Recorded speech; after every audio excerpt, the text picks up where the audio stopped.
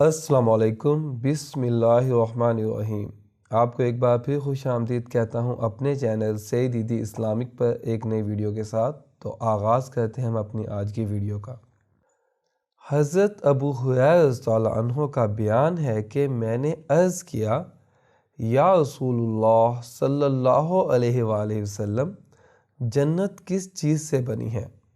اس کے جواب میں ان حضرت صلی اللہ علیہ وآلہ وسلم نے فرمایا، ایک اینٹ سونے کی اور ایک اینٹ چاندی کی ہے، اور اس کا مسالہ جس سے اینٹیں جوڑی گئی ہیں تیز خوشبودار مشک ہے، اس کی کنکریاں موتی اور یاقوت ہیں، اس کی مٹی زعفران ہے۔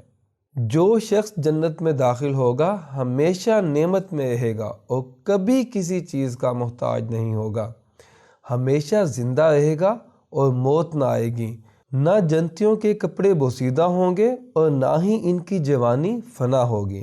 سورہ حدید میں ارشاد باری تعالیٰ ہے، دوڑو اپنے پروردگار کی مغفرت کی طرف اور ایسی جنت کی طرف جس کی وسعت آسمان و زمین کی وسعت کے برابر ہے، ان لوگوں کے واسطے تیار کی گئی ہے جو اللہ پر اور اس کے رسولوں پر ایمان رکھتے ہیں۔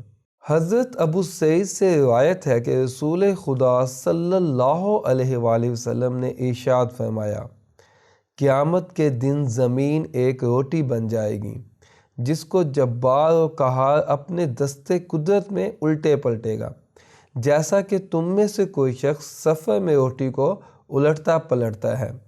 الٹ پلٹ کر مستوی بنا کر اللہ تعالیٰ زمین کو اہل جنت کی اولین مہمانی قرار دیں گے۔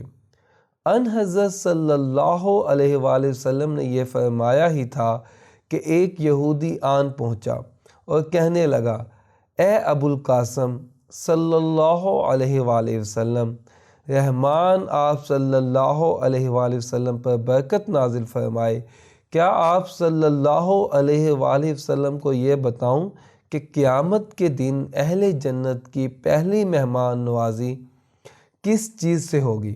ان حضرت صلی اللہ علیہ وآلہ وسلم نے فرمایا کہ ہاں بتا دے۔ اس شخص نے اس طرح بیان کیا جس طرح ان حضرت صلی اللہ علیہ وآلہ وسلم نے فرمایا تھا کہ زمین کی ایک روٹی بن جائے گی جسے اہل جنت سب سے پہلے ناشتے میں کھائیں گے۔ راوی کہتے ہیں کہ اس یہودی کی بات سن کر حضرت محمد صلی اللہ علیہ وآلہ وسلم ہماری طرف دیکھ کر اس طرح ہنسے کہ آپ صلی اللہ علیہ وآلہ وسلم کی آخری داڑھیں ظاہر ہو گئی۔ یہ ہنسنا اس خوشی میں تھا کہ اللہ تعالیٰ نے جو علوم انبیاء سابقین کو دیے تھے مجھ کو بھی دیے ہیں، جن میں سے بعض چیزیں نقل در نقل ہو کر یہودیوں میں بھی مشہور و معروف ہیں۔ اس کے بعد اس یہودی نے کہا، کیا آپ صلی اللہ علیہ وآلہ وسلم کو یہ بھی بتاؤں کہ اہل جنت کا سالن کیا ہوگا جس سے اولین مہمانی کی وہ روٹی کھائیں گے جو زمین سے بنی ہوگی؟ حضرت محمد صلی اللہ علیہ وآلہ وسلم نے فرمایا، وہ بھی بتا دے۔ اس یہودی نے کہا، بیل ہوگا اور مچھلی ہوگی، ان کی کلیجی کے زائد حصے سے 70,000 افراد کھائیں گے۔ جنت میں کھانے پینے کے لیے بے انتہا نعمتیں ہوں گی۔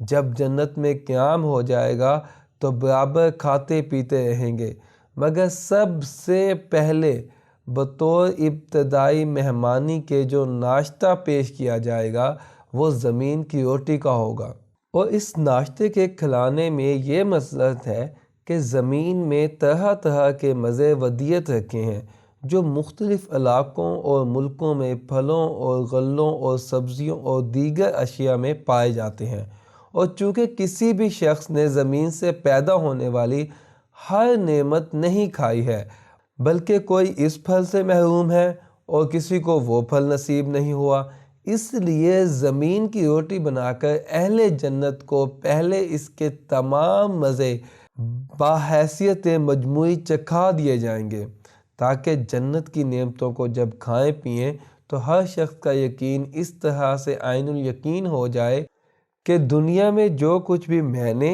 یا کسی دوسرے نے کھایا پیا ہے وہ سب جنت کی ہر نعمت کے سامنے حیج ہے۔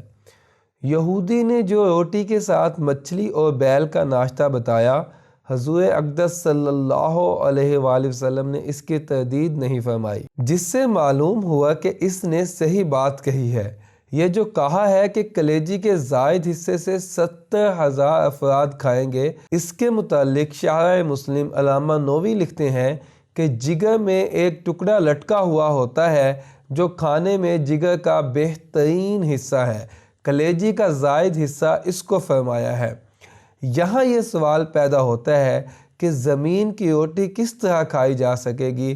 ہم تو دیکھتے ہیں کہ زمین کے ذرات غذا میں مل جاتے ہیں تو کھائے نہیں جاتے اور کرکرا پن ظاہر ہو جاتا ہے۔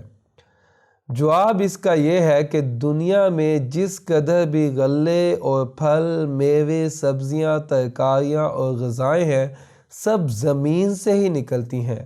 جسے قادر قیوم نے زمین سے ایسی چیزیں نکال دی، اس کو قدرت ہے کہ عین زمین کو ہی کھانے کی چیز بنا دے اور اس میں ایسی کیفیت پیدا فرما دے جس سے زبان مزہ لے سکے اور حلق گلے سے بھی آسانی سے اتر جائے۔ اِنَّهُ عَلَىٰ كُلِّ شَيْءٍ قدیر، اور اللہ ہر چیز پر قادر ہے۔ حضرت ابو ہریرہ رضی اللہ عنہ سے روایت ہے کہ رسول خدا صلی اللہ علیہ وآلہ وسلم نے ارشاد فرمایا کہ پہلا گروہ جو جنت میں داخل ہوگا، ان کی صورتیں 14ویں رات کے چاند کی طرح چمکتی دمکتی ہوں گی، اور جو لوگ ان کے بعد دوسرے نمبر پر داخل ہوں گے، ان کی صورتیں بہت زیادہ روشن ستارے کی طرح سے منور ہوں گی۔ سب جنتیوں کے دل ایک ہی دل پر ہوں گے، یعنی ان کی آپس میں ایسی محبت ہوگی جیسے قالب بہت ہوں اور قلب ایک ہی ہو۔ ان میں آپس میں اختلاف نہ ہوگا، نہ بغض ہوگا۔ ہر ایک کے لیے حور عین میں سے کم از کم 2 بیویاں ہوں گی۔ ان میں سے ہر بیوی کی پنڈلی کا گدا حسن کی وجہ سے ہڈی اور گوشت کے باہر سے نظر آئے گا۔ یہ لوگ صبح و شام اللہ کی تسبیح بیان کریں گے، نہ بیمار ہوں گے، نہ پیشاب پخانہ کریں گے، نہ ناک سے رینٹ آئے گا، نہ تھوکیں گے۔ ان کے برتن سونے چاندی کے ہوں گے اور ان کی کنگھیاں سونے کی ہوں گی۔ ان کی انگیٹھیوں میں خوشبو پھیلانے کے لیے جو چیز جلے گی وہ عود ہوگی، اور ان کا پسینہ مشک کی طرح خوشبودار ہوگا۔ سب اپنے باپ آدم کی صورت پہ ہوں گے۔ ان کا قد بلندی میں 60 ہاتھ ہوگا۔ اس حدیث سے اہل جنت کے حسن و جمال اور ان کی بیویوں کی خوبصورتی کا حال معلوم ہوا۔ نیز ان کی صفائی ستھرائی کا بھی پتہ چلا کہ ان کو نہ ناک صاف کرنے کی ضرورت ہوگی اور نہ تھوکنے کی حاجت ہوگی، اور نہ پیشاب کریں گے، نہ پیخانے کی ضرورت ہوگی۔